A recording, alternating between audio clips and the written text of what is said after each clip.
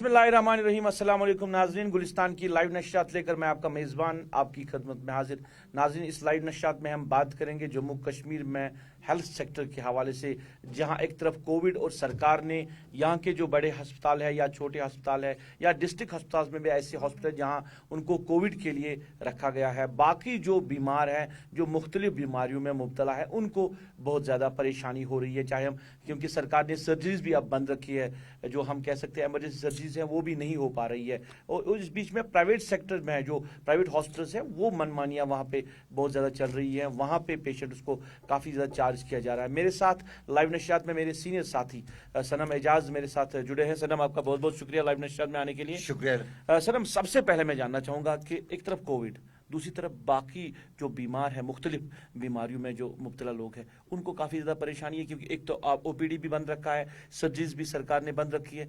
जहाँ एक तरफ आप अनलॉक कर रहे हो और हॉस्पिटल एसेंशियल सर्विस में आप अभी बंद रखे हैं। देखिए, हमारे जो पॉलिसी मेकर्स हैं ना, वो शायद ग्राउंड पे नहीं जाते हैं, ग्राउंड पे उस सिचुएशन को नहीं देखते हैं। जब ये कोविड हुआ, कोविड के दौरान हमारे हॉस्पिटल्स को, उन हॉस्पिटल्स को यहाँ कोविड सेंटर्स बनाया गया जो जनरल पब्लिक के साथ। आपको बताऊं, मैं दो मिसालें दूंगा, सीधी रूरल एरियाज की दो मिसालें दूंगा। शहर पे हम बाद में आऊंगा, पहले मैं रूरल एरियाज की। कुपवाड़ा में जो डिस्ट्रिक्ट हॉस्पिटल था, जहाँ 400 बेड हॉस्पिटल था, उसको कोविड हॉस्पिटल में ट्रांसफर किया और वहां के जो पेशेंट्स रूटीन का जो है उसके लिए 4 किलोमीटर दूर एक छोटा सा एक रेस्टोरेंट था, उसमें बना दिया। अब उस हॉस्पिटल में यहाँ कोविड के वहां 15-16 पेशेंट आ गए। 400 बेड के हॉस्पिटल को 10-15 लोगों ने ऑक्यूपाई कर लिया, जो कोविड के लोग हैं। उसके बाद जो रूटीन का पेशेंट है वो जब उस हॉस्पिटल आए, किस हॉस्पिटल जो नया बनाया था, वहां पे डॉक्टर के पास कोई इक्विपमेंट नहीं था। सपोज वहां लेबर का पेशेंट आता तो वहां लेबर वाला कुछ अरेंजमेंट नहीं था, किसी को एक्सरे करना था, किसी को अल्ट्रासाउंड करना था, ये सब कुछ जो है ये वहां की। बांडीपोरा का यही हाल, दूसरे अस्पतालों का यही हाल। ये हाल जो है उसके पीछे की कहानी फिलहाल समझ में नहीं आई कि ये कौन से लोग थे जिन्होंने इस कोविड के नाम पे सियासत नहीं की, बल्कि कोविड के नाम पे एक तजुर्बा किया, लेबोरेटरी बनाया और इस लेबोरेटरी में आम लोगों को पिसवाया। और अब दूसरी मजेदार बात जी,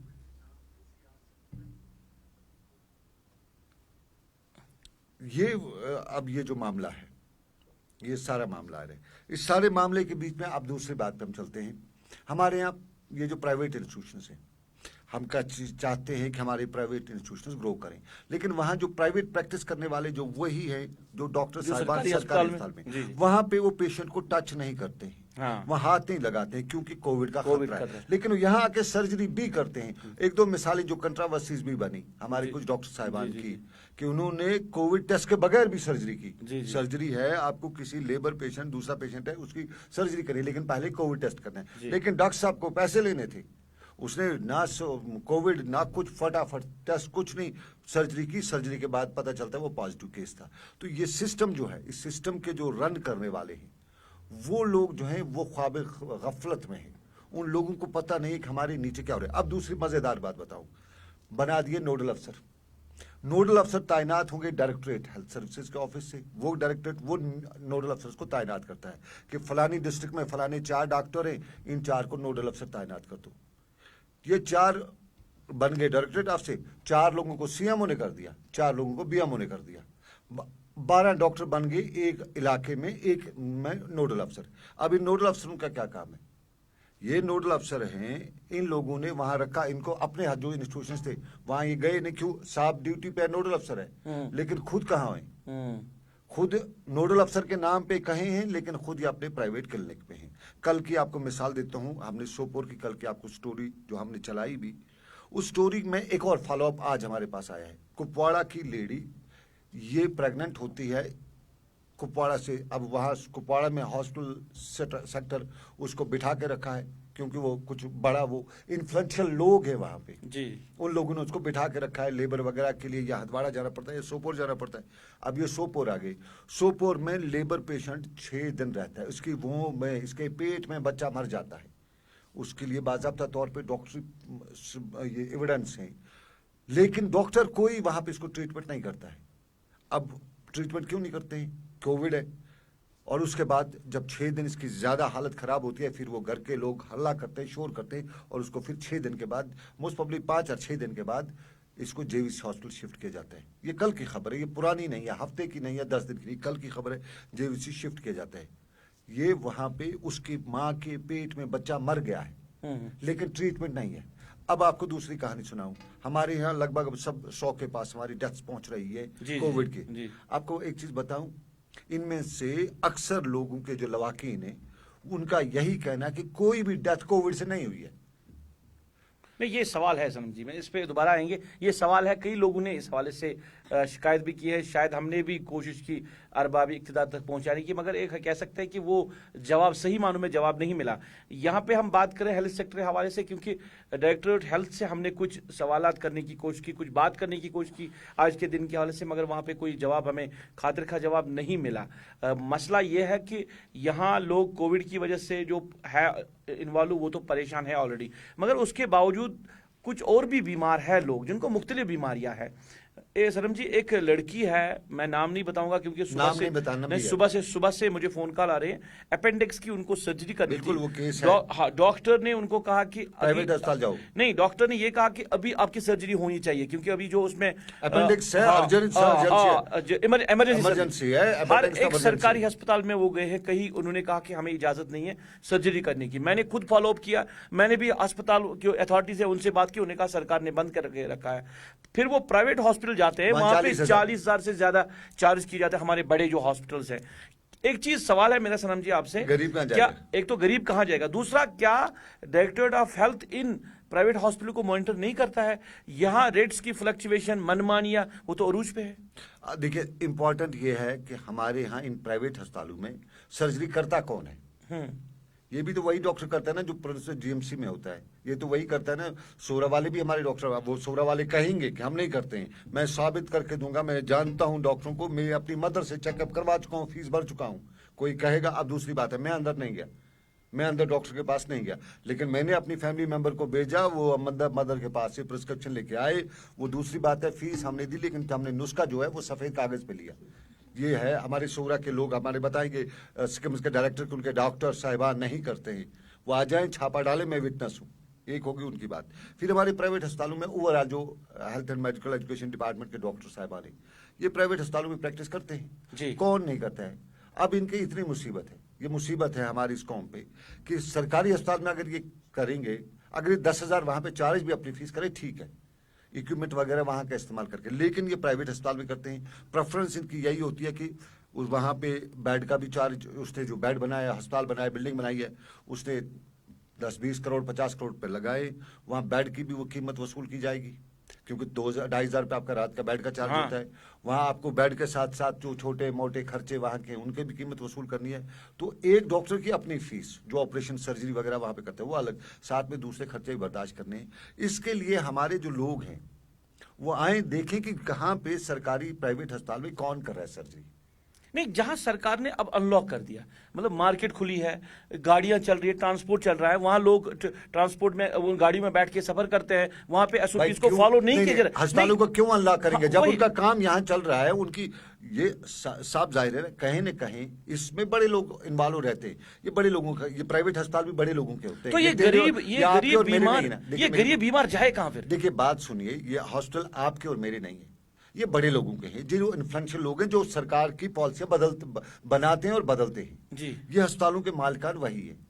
और ये अनलॉक कर दिया जी, मोदी जी ने अनलॉक कर दिया, लेकिन थोड़ी स्टेट गवर्नमेंट में अनलॉक करने दूंगे अस्पतालों को। ये कुछ फंक्शनल सिस्टम्स के कुछ पुर्जे हैं जहां से उनको अपना फायदा होगा, उनको रखेंगे उसमें, कोविड के बिन में, डस्टबिन में, जो कोविड का डस्ट में, उसके साथ जोड़ के रखेंगे, और ये लंबा चलता रहेगा। क्योंकि अस्पताल में, सरकारी अस्पताल में ऑपरेशन नहीं करना है, पेशेंट को नहीं देखना है, क्या कि ये प्राइवेट आता जाता रहे, कोविड के नाम पे वहां है उनके पास बहाना है, कोविड है तो ये बहाना है। और लेकिन इसमें इंपॉर्टेंट है, जरा कभी ये भी गौर करिए कि जो हमारे प्राइवेट इंस्टीट्यूशंस कुछ भी हैं, सरकारी जो प्राइवेट जो हॉस्पिटल्स है, इनके इन्फ्लुएंस कहाँ तक है, कैसे है, कहाँ तक है, जरा इस पे भी देखिए, तो आपको पता चल पाएगा कि आपकी, एक गरीब आदमी की, मेरी वहां कुछ चलने वाली नहीं है, क्योंकि उनके पीछे एक बड़ा सा बैक है। सरकारी अस्पताल में डॉक्टर सर्जरी नहीं करता है, पेशेंट को कहा जा रहा है कि आप यहाँ पे मत आओ, यहाँ पे कोविड का खतरा है और यहाँ पे हम नहीं कर रहे। वही सेम डॉक्टर प्राइवेट हॉस्पिटल में सर्जरी करता है, वो 2.5 लाख रुपए चार्ज करता है। तो क्या सिस्टम इस चीज को नहीं देख रहा है, सरकार इस चीज को नहीं देख वही रही? मैंने कहा ना कि वो इन्फ्लुएंशियल लोग हैं।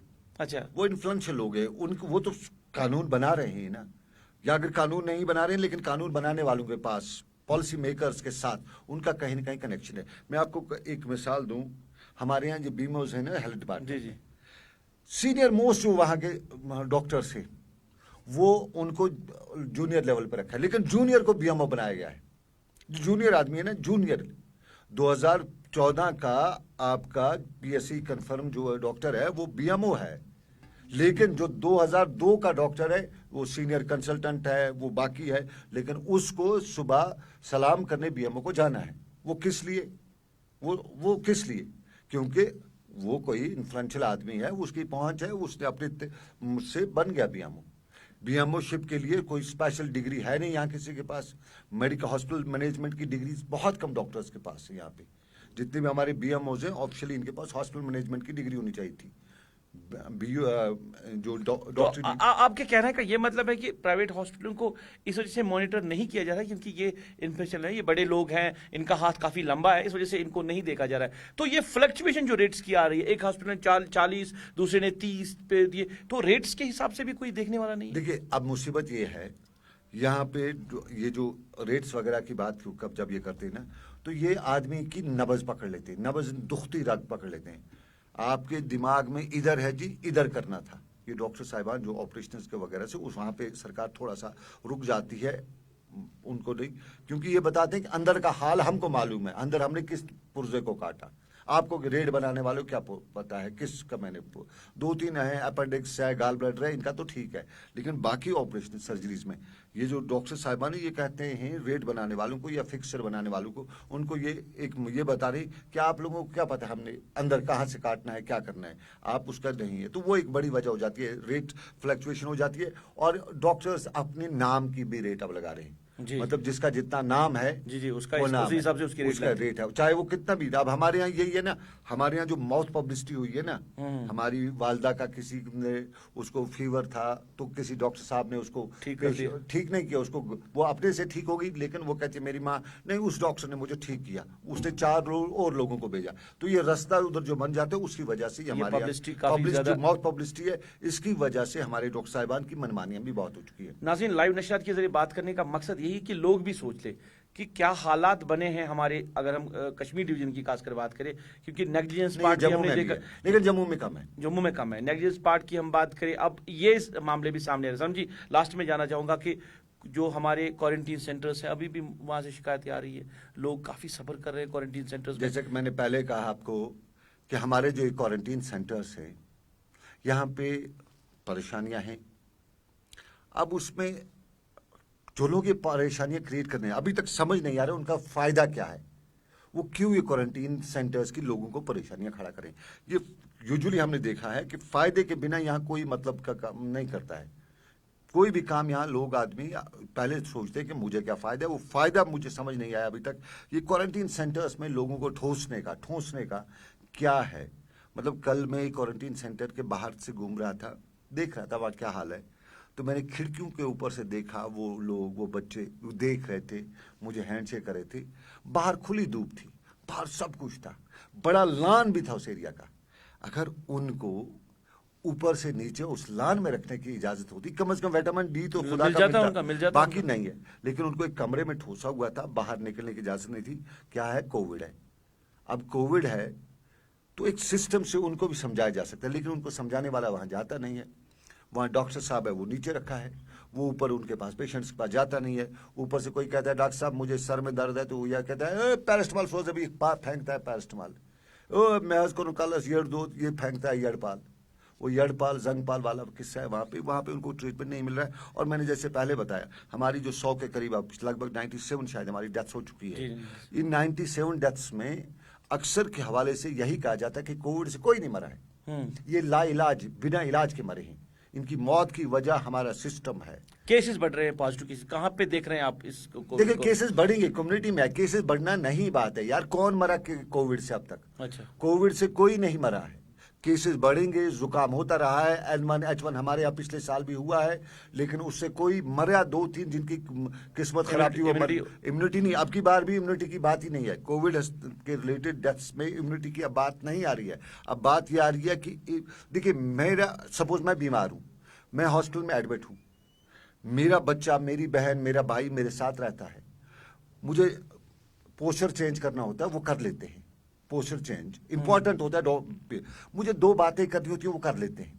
मुझे दवाई टाइम पे खिलानी होती है, वो कर लेते हैं। इंजेक्शन करना होता है, वो सिस्टर को जाते हैं, ले आते हैं। यहाँ के सरकारी अस्पतालों में एक चीज़ आपको मैं बताऊँ और भी है, आपका जब पेशेंट सरकारी अस्पताल में होता है, अगर आपका इन्फ्लुएंस है तो वो बचेगा, अगर आपको थोड़ी सी मेडिकल की नॉलेज है तो वो बचेगा, अगर आप झगड़ा करने वाले हैं तो वो बचेगा।